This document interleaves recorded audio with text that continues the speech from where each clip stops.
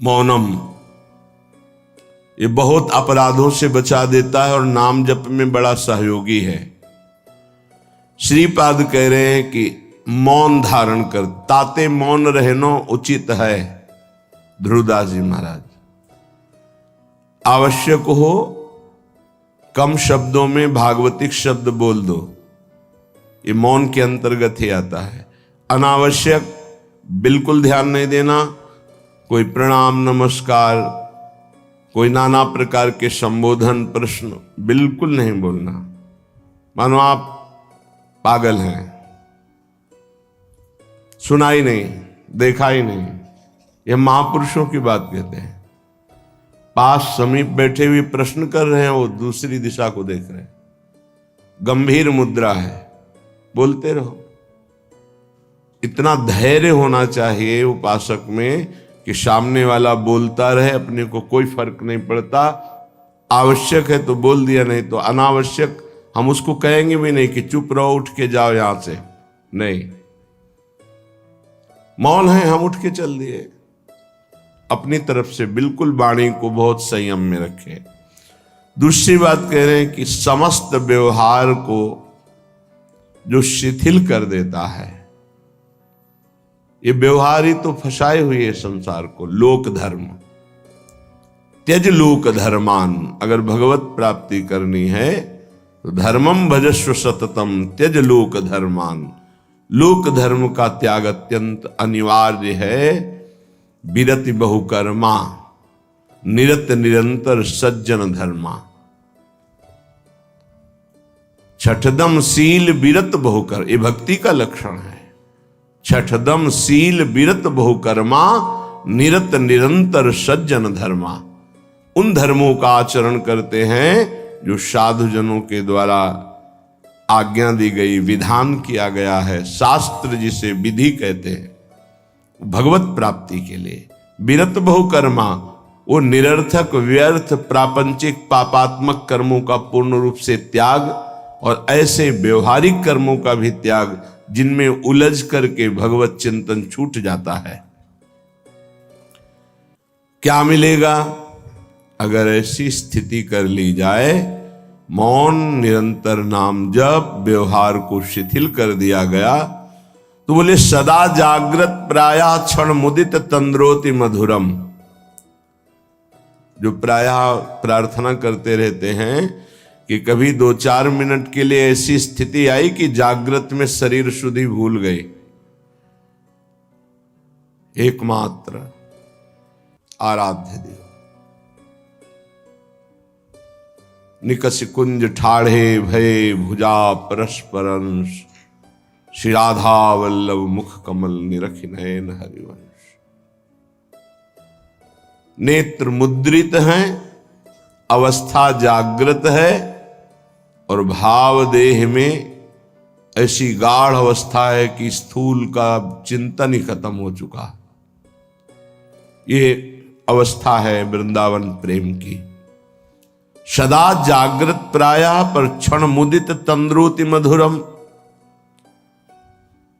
जैसे तंद्रा में, ऐसी स्थिति पर बिल्कुल जागृत, नेत्र मुद्रित हैं, मुंदे हुए हैं, तंद्रा जैसी। मधुर मधुर मधुरम तदा लोके वृंदावन भुवि निज प्राण मिथुनम। प्राण मिथुन श्री युगल सरकार दिव्य वृंदावन की निकुंज के प्रथम द्वार पर गलवहियां दी हुई आ रहे हैं। ये उपासक देख रहा है। ये लिखा हुआ केवल नहीं है, यदि आप सही चलोगे तो वो झलकने लगेंगे आपके नेत्रों में, वो छा जाएंगे। क्या देखता है उपासक? अकस्मादेकस्मान नवललित कुंजाद बत बहिर भवत स्मित्वा नव्यम तरुण मिथुनम लौकिकमिव। लौकिकमिव, जैसे हम आपको देख रहे हैं ऐसे ऐसे प्रिया प्रीतम के दर्शन होते हैं। ऐसे नहीं वो केवल भाव में ही देख रहा है। गतो दूरम दृष्ट्वा पुनरथ निवृत्य स्वदैतौ विलोक्ष्याम वृंदावन भुवि महाप्रेम विकलः। जिसने सारे संबंध विस्मृत कर दिए हैं, कोई हमारा नहीं प्रिया प्रीतम से, इतना अपनापन हो कर लिया कि हृदय में किसी का संबंध नहीं, किसी का स्मरण नहीं, कोई व्यवहार नहीं, मौन धारण किए हुए निरंतर नाम जब जागृत अवस्था में मुद्रित नेत्र प्रिया प्रीतम के ध्यान में डूबा हुआ, उसको ये सौभाग्य मिलता है। अकस्मादेकस्मान नवललित कुंजाद बत बहिर्भवत स्मित्वा नव्यम तरुण मिथुनम लौकिकमिव। अकस्मात सहसा उसको नूपुरों की ध्वनि सुनाई दी, एकदम मुड़ करके देखा, सब गायब। अद्भुत निकुंज,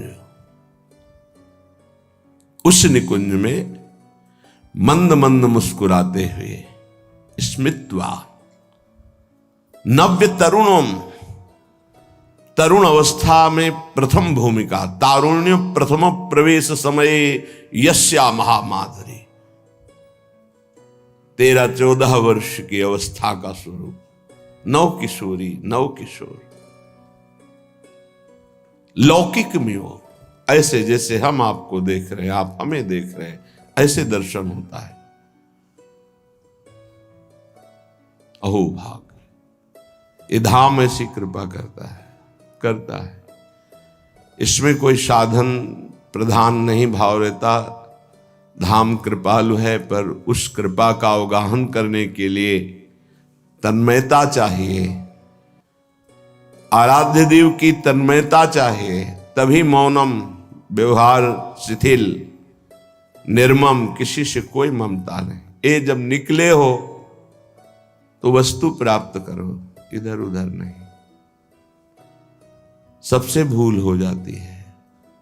यहां किसी को अपना मानना, कुछ अच्छा लगना, कुछ सुखद लगना, ये सब भगवान की विचित्र माया के द्वारा चित्त का आकर्षण किया जाता है।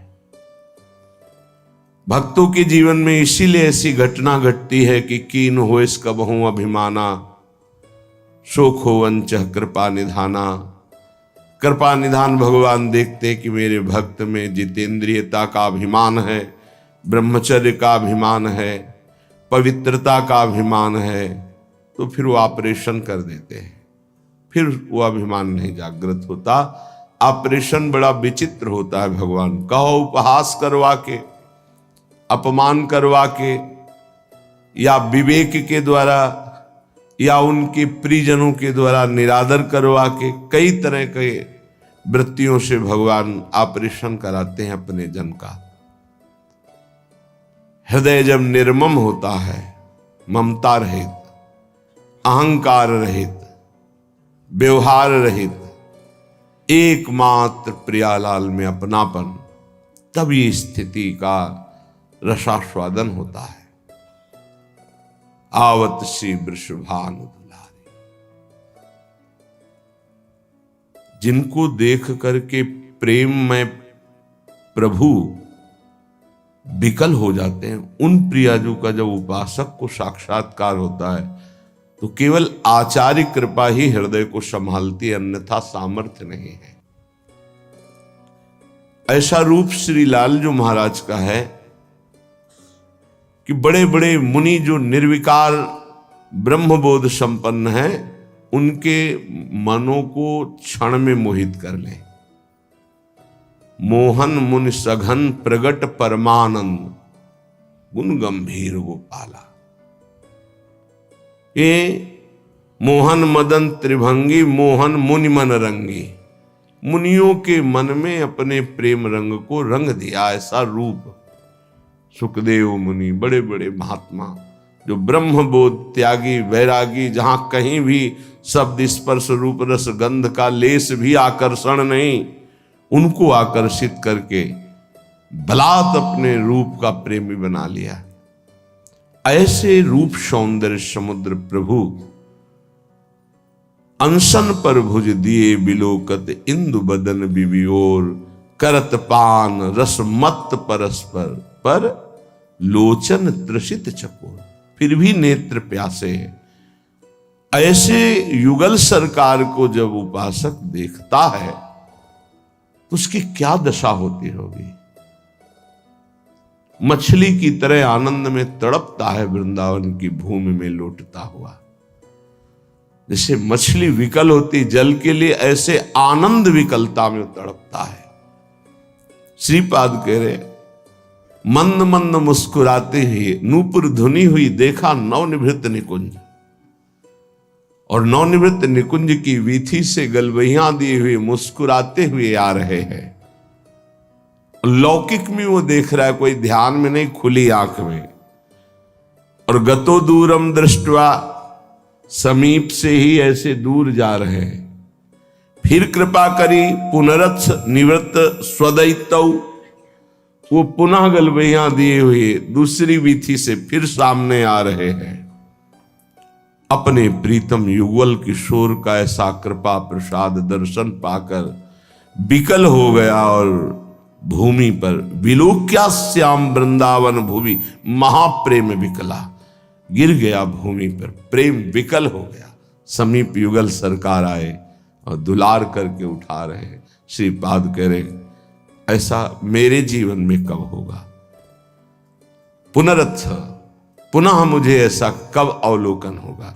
जैसे श्रीमद राधा सुधा निधि में बार बार मांगा गया कि मुझे ये सेवा मिले, मुझे ये दर्शन मिले, मैं ऐसा देख पाऊं पुनः। ऐसे श्रीपाद यहां कह रहे हैं कि ऐसा दर्शन कब मैं प्राप्त कर पाऊंगा पुनः। जो हमारे साथ घटना घटी कि अकस्मात नूपुर ध्वनि हुई, उधर देखा नवनिवृत्त निकुंज, और सुंदर वीथी से युगल सरकार मुस्कुराते हुए परस्पर वार्ता करते हुए आ रहे, और समीप से दूर गए, फिर दूसरी वीथी से आ रहे। उनको ऐसे देखकर प्रेम विकल होकर के वृंदावन की भूमि में मूर्छित हो गया।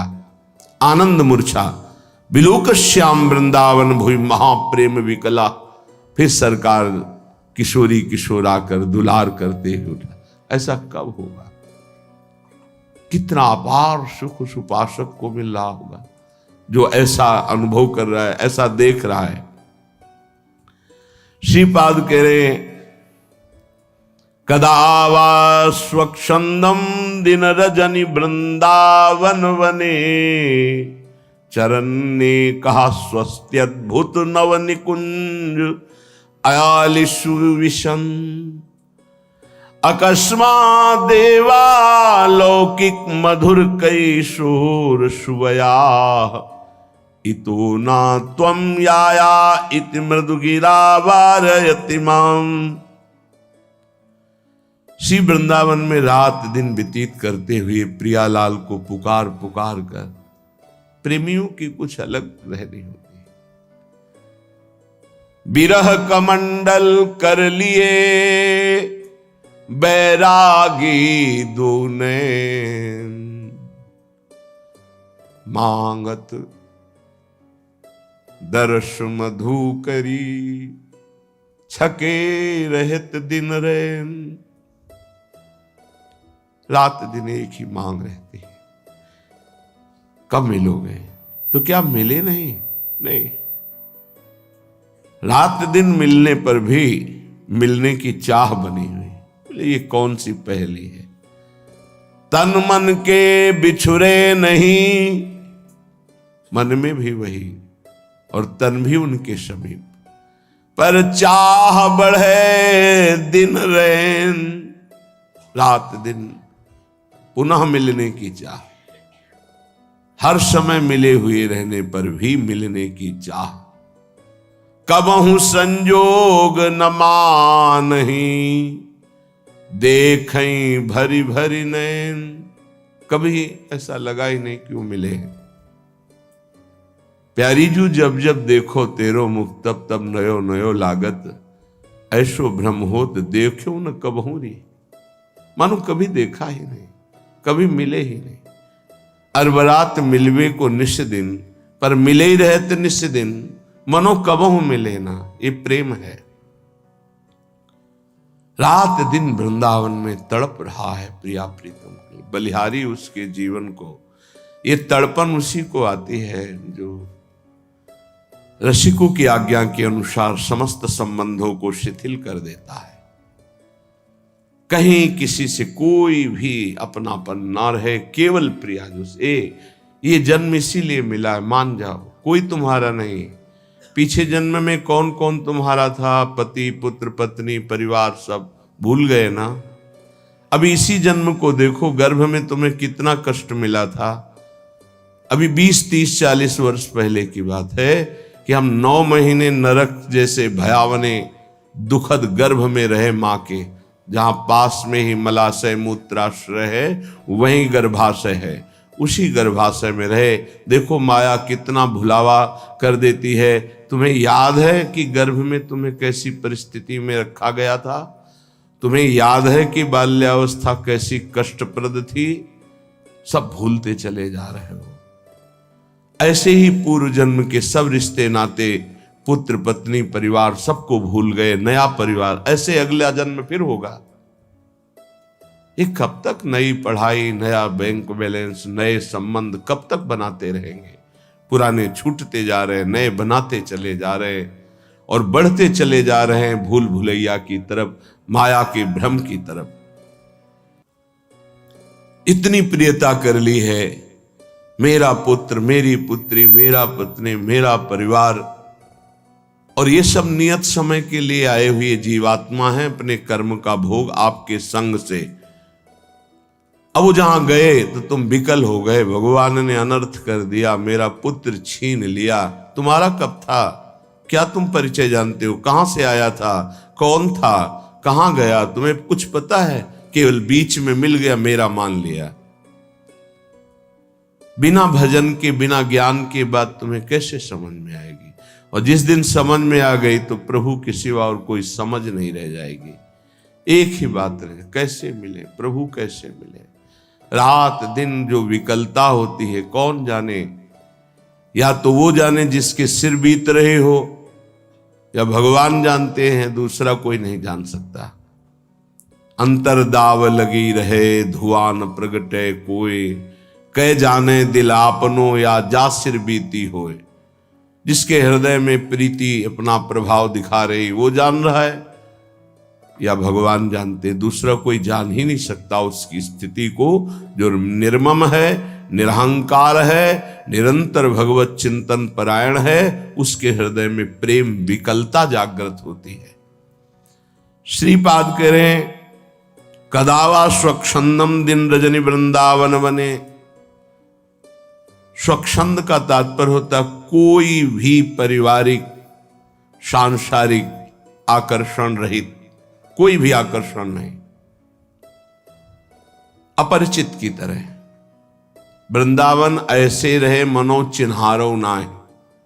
समझाओ तो समझ नहीं आता, लगता है कि ये हमारे प्रेमी जनों को छुड़ा रहे हैं। नहीं, तुम्हारे प्रेमी जन से मिला रहे हैं तुम्हें। ये तुम्हारे प्रेमी जन नहीं है, ये मायाकृत ढांचे तुम्हारे प्रेमी नहीं हैं। ये ढह जाएंगे काल के द्वारा, आज नहीं तो कल। प्रेमी है प्रियालाल, ये असली प्रेमी है। इन्हीं से अनंत जन्मों से बिछुड़ते हुए हम भटक रहे, अब अवसर आया है मिलने का। बहुत कृपाल है, प्रतिपल कृपा करके संभाल रहे हैं, बचा रहे हैं, अपनी तरफ घसीट रहे, पर हमारी दुष्टता की हद है, उनकी कृपालुता की हद है। तो ही मोहि पड़ी होड़, मूसो न बिगाड़न को, तुम सो न संवारन को। वो बार बार संवार रहे, संभाल रहे, हम बार बार बिगाड़ रहे हैं, फिर भी उनको गुस्सा नहीं आ रहा, फिर भी वो कृपा ही हम पर कर रहे हैं। सच्ची मानिए, हम अगर कुछ कर सकते हैं तो अपना बिगाड़ सकते हैं, बस यही कर सकते हैं। अगर कुछ बन रहा है तो केवल प्रभु कृपा से बन रहा है। आप समझ नहीं सकते, माया की ऐसी चाल है, नहीं समझ सकते। कुछ बन पा रहा है तो प्रभु की कृपा से, हमसे जो बन पा रहा है वो बिगाड़ ही हो रहा है। भगवत प्राप्ति के विरुद्ध ही हम जा रहे हैं। अगर कहीं कदम भगवत प्राप्ति की तरफ चल रहे हैं तो केवल भगवत कृपा वही संभाल रहे हैं। देख लो आप इसी जन्म के रजिस्टर को अपने हृदय में देख लो, जितना आपको ज्ञान है उसी से आप अपना निर्णय कर लो कि अगर आपको हर चेष्टा का दंड मिले जो आपने किया तो कितने जन्म आप भोगोगे। क्योंकि एक गलती का आजीवन कारागार में वास मिलता है भारतीय संविधान के अनुसार, तो भागवतिक संविधान के अनुसार जो तुम्हारे पाप खुले नहीं, बहुत से बड़े बड़े भयानक पाप कर डाले हैं, भ्रूण हत्या, गर्भ हत्या, व्यभिचार, नाना प्रकार की कितनी कपट भरी चेष्टाएं, धन कमाने के लिए कैसे कैसे छल कपट किए, सोचो उनका सबका हिसाब यदि तो कितने जन्म हमें भोगने पड़ेंगे। एक जन्म में नहीं भोग सकते। एक जन्म के लिए तो एक केवल अपराध है जो तुम्हें आजीवन कारागार में बंद करा देगा, जो तुम्हें एक जीवन को नष्ट करके फांसी में चढ़ा दिया जाएगा, एक अपराध का फल। और ऐसे करोड़ों अपराध हमारे अनंत जन्मों में हुए हैं, पर प्रभु के मार्ग में हम चलने लगे, ये केवल कृपा, ये हमारी कोई साधना नहीं, ये केवल हमारे लाडली लाल की कृपा। ऐसे अपराध भयानक छुपे हुए हैं जिनका दंड मिले तो हम सैकड़ों जन्म भोगे तो भी नहीं पार पा सकते। भारतीय संविधान में देख लो कानून, फिर शास्त्रीय संविधान तो बहुत ही कड़ा है, इसमें तो किसी तरह छल कपट भी कर सकते हो, शास्त्रीय संविधान में नहीं, क्योंकि वहां सब दैवी शक्तियां आपको प्रतिपल देख रही, तुम्हारी गवाही या वकालत की जरूरत नहीं होती, एक सेकंड में सब हिसाब किताब हो जाता है। वहां ये थोड़ी कि तुम्हें बैठो आदर के साथ तुम्हें बैठा लें, फिर तुमसे पूछें, फिर गवाही, फिर नहीं साहब हमने ऐसा नहीं किया, ये सब कुछ नहीं। एक सेकंड के कम हिस्से में पूरा हिसाब, अनंत सृष्टि है, इतना समय नहीं है वहां किसी गवाही की जरूरत, और एक सेकंड का भी हिसाब चूक नहीं होगी। सत्क्रिया और असत क्रिया अगर एक सेकंड में हुई तो उसका भी हिसाब होगा। इसीलिए जो विवेकी जन बहुत सावधान रहते हैं, थोड़ा जीवन है, इस जीवन को पवित्र बिता करके धरोहर की भांति, जैसे कोई तुम्हें सुंदर वस्त्र दे और तुम उसे रखे रहें कि ये उसका है, पवित्र वस्त्र, ज्यों का त्यों वापस कर दिया, उसको गंदा नहीं किया, वो होता है महात्मा। चदरिया जैसी की तैसी धर दीनी, चदरिया झीनी रे झीनी। ये शरीर रूपी चद्दर भगवान ने दी, निर्मल रखो, इसको मलिन मत करो। मलिन हो गया तो गुरु कृपा उसको पवित्र कर देगी। आश्रित रहो, आज्ञा का पालन करो, भगवत प्राप्ति के लिए कमर कस लो, ये जीवन केवल भगवान के लिए। श्रीपाद कह रहे हैं, दिन रजनी वृंदावन बने, रात दिन नाम जप करते हुए, अगर आप बाहर भी हो तो रात दिन नाम जप करो। आप सोचते हैं पढ़ लिख कर कोई ऐसा पद मिल जाए, रुपया पैसा मकान हो, बस हम सुखी हो जाएंगे। पद कुछ नहीं, रुपया कुछ नहीं, मकान कुछ नहीं, स्थिति। बड़े भाग्यशाली जन हैं जो अध्यात्म स्थिति की तरफ चलते हैं, रात दिन नाम जप कर रहे हैं, धर्म पूर्वक व्यवहार कर रहे हैं। जो जा रहा है तो शोक नहीं, आया तो हर्ष नहीं, वो महात्मा, वो भगवत प्राप्ति के योग्य हो जाता है। गए की सोच नहीं, चाहे वो मृत्यु से गया हो, चाहे वो घर से गया हो, चाहे वस्तु हो, व्यक्ति हो, स्थान हो, गए की सोच नहीं, आए की हर्ष नहीं, वो भगवत प्राप्ति का उपासक रात दिन भजन करते हुए भगवान को प्राप्त होता है। चरण ने कहा स्वस्त्यद्भुत नव निकुंजालिशु विशन, वो सदैव एकांत में चिंतन करता रहता है।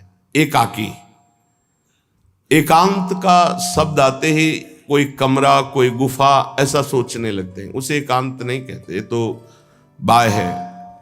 एक एकांत स्थान को लेकर के बात, एकाकी विचरण करने का मतलब अंदर केवल परमात्म चिंतन, केवल भगवत चिंतन, वो एकांत ही है। चाहे वो ऑफिस में बैठा हो, फावड़ा चला रहा हो, किसान हो, चाहे व्यापारी हो, एकमात्र भगवान का आश्रय, उनका चिंतन, वो एकाकी ही माना जाता है, एकांत ही माना जाता है। एकांत बैठे हुए प्रपंच का चिंतन कर रहा है वो प्रपंची ही माना जाता है। जो सदैव एकांत चिंतन करते हुए, तो उसके जीवन में मंगल सौभाग्य उदय होता है।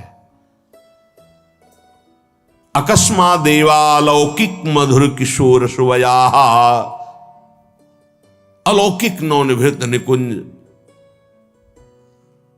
और सामने प्रिया प्रीतम, और एक सखी कहती है इतो ना तुम याया, इधर मत आना, वहीं खड़े रहना। उस सखी की मधुर वाक्य और सामने प्रिया प्रीतम, ये मेरे जीवन में पुनः कब होगा। सखी रो, तुम इधर मत आना, प्रिया प्रीतम पधार रहे, वहीं खड़े खड़े रूप का दर्शन करो। इतो ना तुम याया, इधर मत आना। तो सखी के अमृत में शब्द और सामने प्रिया प्रीतम, आहा, ऐसा मैं कब देखूंगा। उपासक जब ईमानदारी से भजन करता है तो पहले भगवत प्रेमी महापुरुषों का आकर्षण होता है, तब ये स्वरूप होता है। पहले दिव्य महापुरुष आते हैं जो प्रिया प्रीतम के निज जन हैं, बड़े बड़े महापुरुष हर संप्रदाय के। प्रिया प्रीतम के साक्षात्कार के पहले आचार्य का साक्षात्कार होता है।